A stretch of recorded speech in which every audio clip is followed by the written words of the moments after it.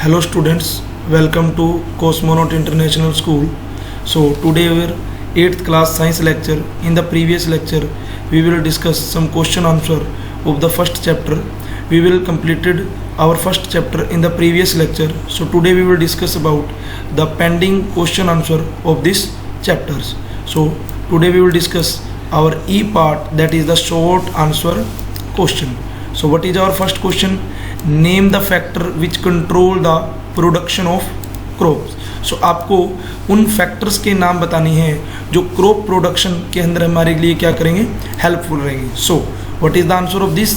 We will follow some basic practices due to at the crop production. So our first is preparation of soil, second is sowing, adding manure and fertilizer, irrigation, protection from weeds, harvesting, storage.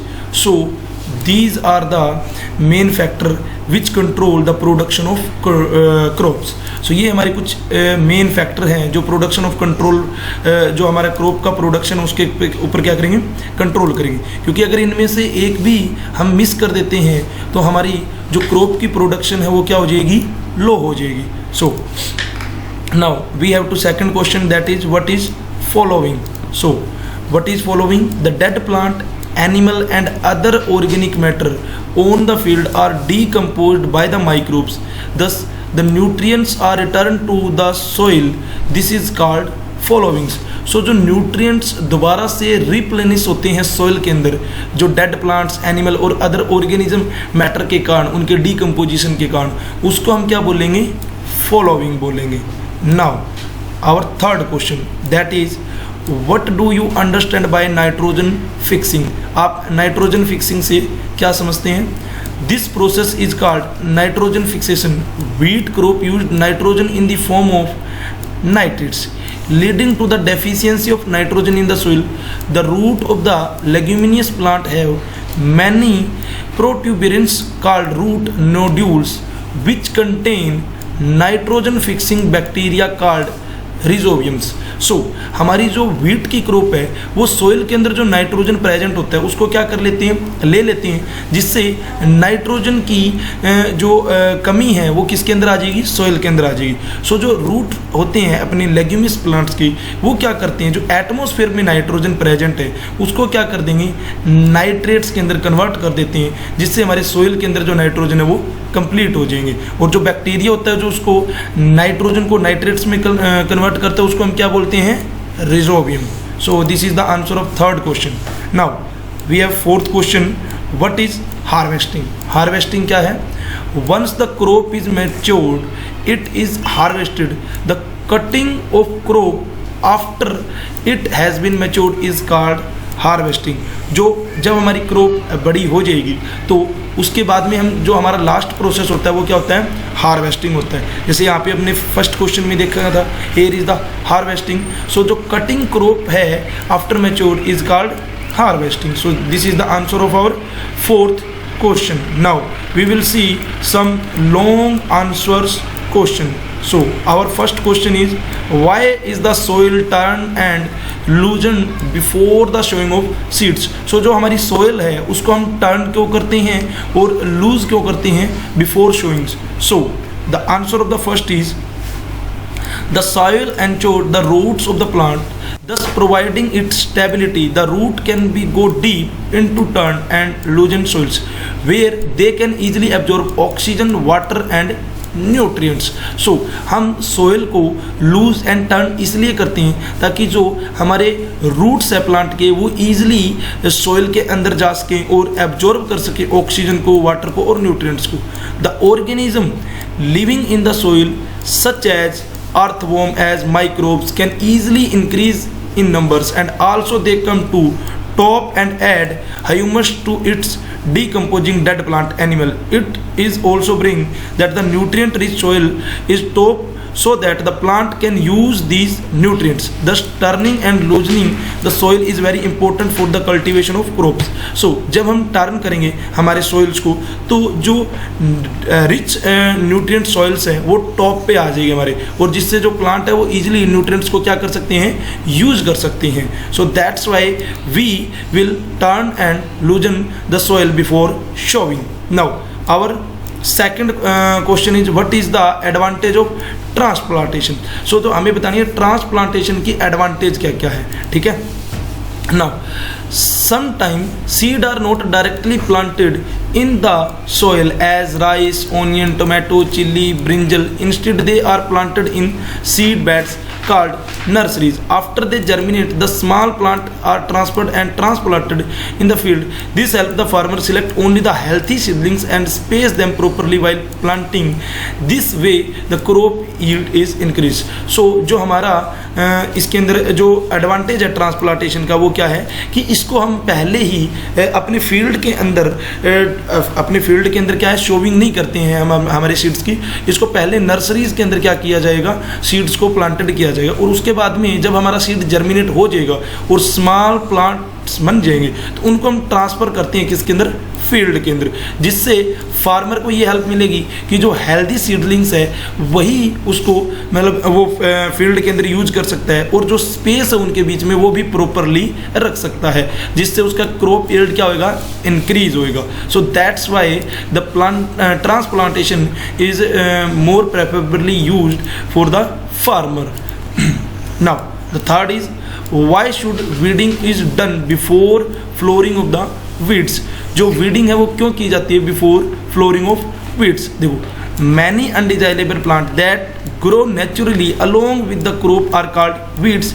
These weeds compete with the crop plant for water, nutrient, space and light and hence effect of the growth of the crop. This reduces the yield of the crop. They also spread very fast.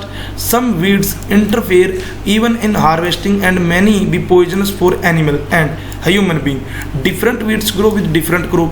One such common weeds which grow with almost every crop is amaranthan. The best time for the removal of weeds is before they produce flower and seeds. The weeds may also be removed by hands and uprooting or upcutting close to the ground and from time to times. So जो हमारे undesirable plant होते हैं जो naturally grow करते हैं किसके साथ, crop के साथ, उनको हम क्या बोलते हैं, वीड्स बोलते हैं। और ये कंपीट करते हैं किसके साथ, क्रॉप प्लांट के साथ, मतलब वाटर के अंदर, न्यूट्रिएंट के अंदर और स्पेस के अंदर उनसे लेने से, और ज़्यादा फास्टली ये क्या करते हैं, स्प्रेड करते हैं। तो इनको हार्वेस्ट करना जरूरी होता है क्योंकि ये कुछ पॉइजनस होते हैं हमारे अदर एनिमल्स के लिए या ह्यूमन बीइंग के लिए। और डिफरेंट वीड्स डिफरेंट क्रॉप्स में होते हैं तो इनको हमें जो इनके फ्लोरिंग से पहले ही इनको क्या करना पड़ेगा, हमें रिमूवल करना पड़ेगा। That the removal process of the weeds can be done by hands on uprooting and cutting them to close to the ground time to time. So that's why weeding is done before flowering the weeds. Now fourth question is what is irrigation? Describe two method of irrigation which conserve waters. So हमें irrigation बताना है क्या होता है और दो method बतानी है इरीगेशन के जो कंजर्व करते हैं वाटर्स को। So we will see in the lesson that is the method of irrigation. There are two method of irrigation, that is the traditional and modern. In the traditional method, the various traditional way, that is the moat, chain pump, dekli, rahat, close. Now the modern method are used to follow sprinkle system and drip system. So these two are the modern method for irrigations. So what is sprinkle method? In this system the water is supplied to the field through perpendicular pipes which have rotating nozzles on the top, are connected to maintain pipeline at a regular interval. When the water is pumped into the main pipe, it is sprinkled to the crop as a rain before the rotating nozzles, and this system is very useful for sandy soil. This system is used in the region with uneven land where sufficient water is not available. So जहाँ पे हमारा sufficient water नहीं होता है वहाँ पे हम sprinkle system को यूज करते हैं। इसमें हमारे इस तरीके से एक मेन पाइप लगी हुई होगी और उसके साथ ऐसे वर्टिकल पाइप्स लगे हुए होंगे, ठीक है। और यहाँ से हमारा जो वाटर है वो क्या होगा, स्प्रिंकल होएगा फील्ड के अंदर। सो this is a sprinkle system. Now we will see what is drip system. In this system the water is dripped slowly to the roots of the plants.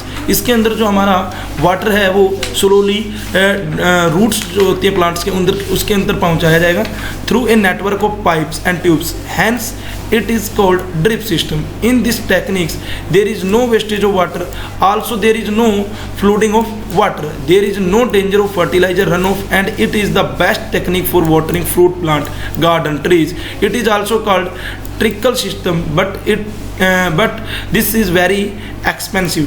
सो इसके अंदर हमारे क्या होते हैं कि जो पाइप्स होती हैं और जो ट्यूब्स होती हैं उनको क्या किया जाता है, प्लांट्स के पास पहुंचाया जाएगा और उन्हीं से जो प्लांट्स की रूट है उनके अंदर वाटर को इरिगेशन करवाया जाएगा. ठीक है. इसके अंदर रन ऑफ जो होता है उसका कोई रन ऑफ है वो बहुत कम रहेगा. ठीक है. बट ये इनिशियली क्या है, एक एक्सपेंसिव प्रोसेस है. It is expensive than the sprinkle process.